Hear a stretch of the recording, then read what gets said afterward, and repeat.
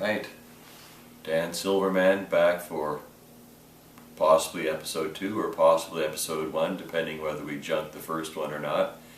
I'm here again with Lovin Lance, who is in the saddle behind the... do cameras have saddles? Anyway, he's behind the camera right now, holding the fort. I just want to talk today a little bit about some Korean silver coins I got about 4, no, heck no, it's probably more like 5 years ago almost now. There's an area in Seoul, north of here, that's called Insadong, and it's kind of famous for Korean cultural items, you know, art pieces, that kind of thing. You can go to the stamp shops or the jewelry stores around there, and you can still find some rare finds, including these couple of sets of the 1988 Seoul Summer Olympics memorial coins. And according to the papers in the boxes, they were issued as legal tender by the Korean government at the time. And 1988 maybe doesn't seem too long ago for some of us, but it was a time of big change for the Koreans too. I remember the Olympics because I saw Ben Johnson get the gold and get disqualified. You know, that's the main thing for me, being from Canada. But you know, before 1988, most Koreans couldn't get a passport; they couldn't travel. You know, but now it's a great country. It really is, in many respects, a lot freer. People mind their business a lot more and don't mind yours so much. It's kind of amazing how things change, right? Anyway, I got these sets for 50,000 won at the time each. What's that in US dollars, if we may, Dan? Now it's about $50. It's roughly par now. At the time, it was probably like $45 or something, I think, with the exchange rate. Maybe even fewer dollars. Okay. It just shows how the reserve currency is dying as we speak, right? At the time, I was kind of naive. You know, they all look kind of silvery, and I asked the salespeople, you know, sell me, you know, some silver coins, and some of them are indeed silver, like the the 10,000 won coin, showing an Olympic, I guess, diver. You know, yeah, very official. Got the stamp, or the engraving of the Bank of Korea, Daehanminguk, or the. Can you read the Korean? Yeah, Hanguk-eunheng, which is this Korean bank. Manwon, 10,000 won, and this is from 1987. I think the other big 10,000 note, again about $10, right? I think they issued a few, maybe, well, 1987, obviously. Yeah, they're sort of working up to it, yeah. Right? So, yeah. I mean, it commemorates 88 Olympics, so one side it says 88, the other side it says 87, right? Interesting. Yeah, the year after the movie Aliens came out. Very, very significant to me. But some of them are just... well, they carry a letter of authenticity. So I mean, you can't go around saying that, you know, you don't trust, you know, Asian banks and stuff or Asian dealers. Here's the note of authenticity here. You got like a full ounce of silver for the, well, actually not a full ounce, but it's like sterling silver, 92.5%, and you got the two 5,000 notes that are about like almost half an ounce each. Again, 92%. 92.5%. The 2,000 won coin, they each have one. Which one is in here? That's the 1,000.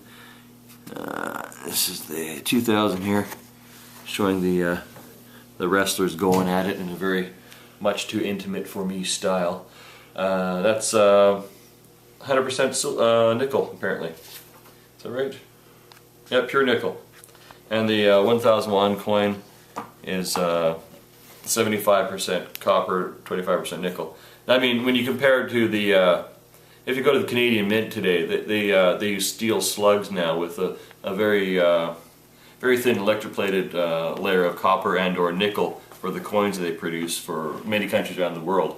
So I mean, even the pennies today are just almost practically worthless. So yeah, this is a good chunk of real metal. It's not what I expected at the time. I mean, it's buyer beware. You have to be aware of these things, and probably a big part of that was the fact that a lot of shop workers, you know, didn't. They probably don't know. I mean, know. They had to dust these suckers off to dig them up for me. I mean, seriously, they had to look hard for these guys. How many years ago was that? Maybe 5 years ago. I think I was working here at the time, wherever here is. He said mysteriously.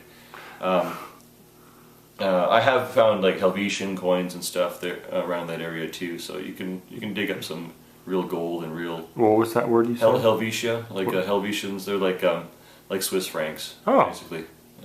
In Korea. Yep. Yep. Amazing. Yeah. I found some really good finds at good prices at the time. Yeah, it's funny when you dress up at these shops. They have the gold right there, but if you look kind of bummish, they deny having the gold until they recognize, yeah, I'm the same guy that came like a year ago. Hey, you know. Yeah. So, yeah. But yeah, I mean, you can find some good deals. I mean, I think zoom on the Olympic thing right here. The pretty nice little box, if I must. Yeah, it looks somewhat stained with age, but I like the logo. It's quite cool, actually. And I mean, probably aren't that many of these floating around, and you know, I mean, not as a set. I mean, you're talking to a collector of like lots of weird things here, and this is pretty cool. Okay, they're not 100% silver, but just the numismatic. They're all sealed. Right? They're all sealed up, man. They're not scratched or anything, of course, or pretty much uncirculated. Well, it wouldn't be able to be recirculated as tender. But another thing to think about. Look, this is 10,000 won, 1987. So if they had like kept the 10,000 won note, they would have gone through the currency crisis of '97, with the so-called IMF crisis, we call it over here, because the IMF are a great cause of many crises in countries, as we know now with Greece and everything. This ounce of silver is like worth over $30. So if I had just kept like, you know, the 10,000 won note, I'd be yeah, there you go. There's a King Sejong, the guy who well, sort of invented the Hangul, the Korean alphabet there. Nice little, I don't know, was it an astrolabe or something on the back? Yeah, I saw something like that when I was in the airport in Beijing, actually. Oh yeah, okay. But, yeah, looking at that, probably some special symbol. Man, I saw something like this just very recently too. I think I showed you my pictures when I was in China. Yeah, that's the one. Yeah, it's like, doesn't it look like really freaky, like a symbol of an atom or something like that? Or it's some kind of a geometric type of. I'm not going to say Illuminati, nothing like, not necessarily that, but some kind of an ancient power, kind of a symbol, like real power, not, you know, pyramid on the back of a dollar power. Okay. Right. So which would you rather have? I would. Dan, this is mine. I will trade you this, pretty new. Well, they both say 10,000 won, right? So I mean, aren't the government they says they're equal? both legal tender. You know, which would you rather have? Ooh, I think you're Dr. Tongue's 3D House of Horror.